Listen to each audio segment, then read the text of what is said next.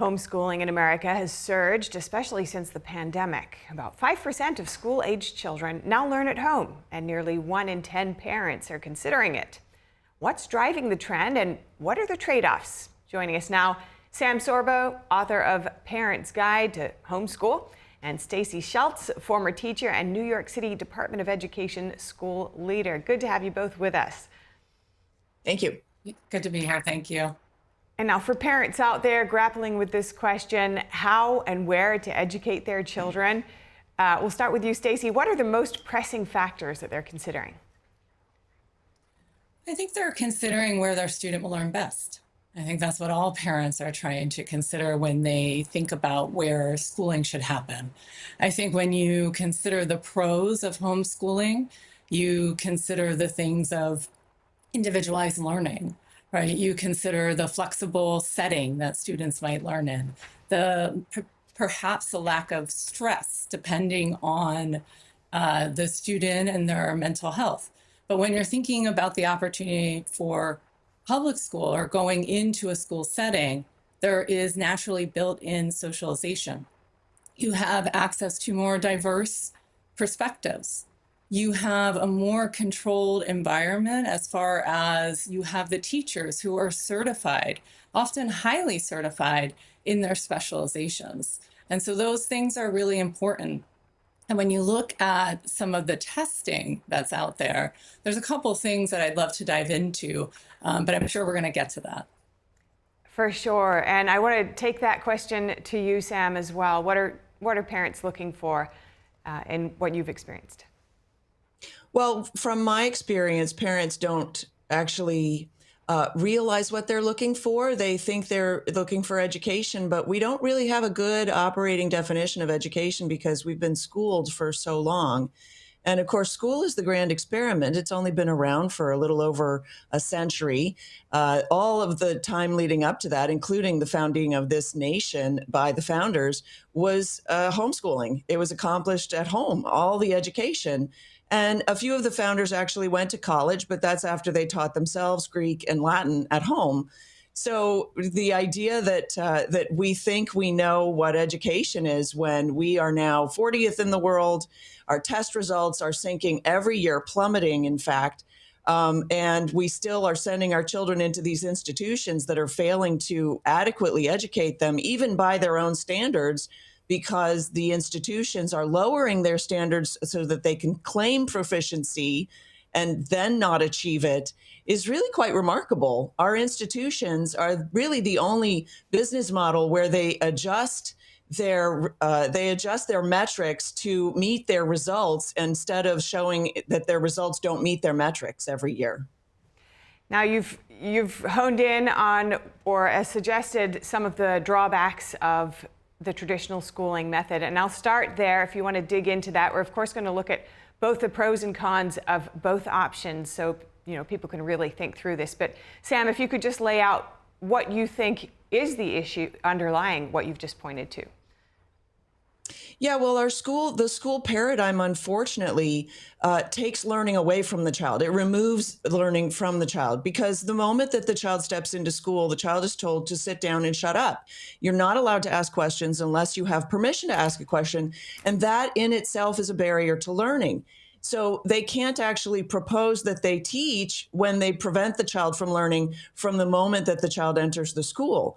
The next paradigm is that the teacher is the spigot of knowledge. The teacher has all the knowledge, and you must go to the teacher for the knowledge. And of course, we know that to be completely untrue. You can learn anything you want on YouTube now. You can open a book and read it. But the paradigm in school is, you know what, the teacher read the book. She'll tell you what's in it. Just regurgitate for the test what you've been told. And all of these are ways of shutting down learning. The problem that we have now is that we've been enslaved to our schools. And yes, I'm using that word, but it's apropos because the number of parents who say to me, I couldn't possibly homeschool. I wouldn't know what to do. And I look at them and I go, but you graduated high school. In theory, you should know how to educate a fourth grader because you graduated from that system that taught you everything. But they know themselves that they didn't learn anything in the system. And yet they're still willing to put their children into the system that made them feel so inadequate. And that's unfortunate. So parents really need to take a step back and think about what their goals are for their children, not just think about the word education, but the overall goal. What is the goal that they have for their child? They want their child to become a citizen of this nation, a contributing member of society, and all of those things. Okay. It's not just about the academics. And if it's just about the academics, the schools fail miserably. And Sam, I do want to get into the benefits of homeschooling as you see it, but I'm going to turn now to Stacey. Your response, potentially to the criticisms that were just laid out and the benefits as you see it. Yeah, absolutely. So I think that's an antiquated model that Sam is pointing out, this idea that the teacher is the sage on the stage, right? They're the knowledge holder. They do all of the instruction. Really, teaching has become much more interactive. And Sam pointed out to the fact that there are so many more technological advances that give access to students doing something like a flipped classroom, doing some of their knowledge gaining at home. When they come into school, what's so important about learning is that it's socialized, right? There's an important aspect that we miss out on that we don't always talk about, that learning is socialized. So when we engage with others about the things that we think we know or that we're learning about, we actually learn how to think about them differently. In school, we have a lot of opportunity to apply them. And there are critical explorations. There are different kind of investigations that happen in school that allow students to apply their knowledge in a variety of ways with a lot of different thinkers. And so Okay. I think some of what Sam is saying is antiquated in teaching and learning now. Okay, and we just do have a couple of minutes left, so I want to just get from you, Stacey, briefly, any of the drawbacks that you see in this traditional schooling system. I mean, I think as I pointed out at the top, when you asked what are parents considering, I think sometimes the learning environment might be overwhelming for students. And so being in a school where you have lots of different students around you sometimes can be anxiety producing. It can take away from how student might learn depending on their sensory. But what I want to say is schools have gotten better at recognizing that and putting in a variety of interventions that help students. Like, some students might come into a flexible learning environment. So they'll learn in a smaller environment for part of the day and into a larger environment the other part of the day. I hear you. And Sam, finally, just looking also at the potential drawbacks or challenges associated with homeschooling, but also give you a chance to respond to Stacey's assertion that learning is more socialized in traditional schooling methods. Sure. Let me respond to Stacey first. I mean, she has the unenviable position of defending a system that clearly is failing. And to then fall back on this idea that learning is socialized is absurd. There's absolutely no proof for that.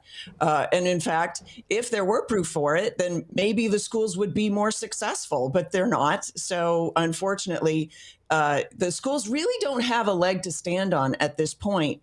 The idea that children get socialized in school itself is antiquated. The only reason that we believe that children get socialized in school is because that's the only opportunity we give them.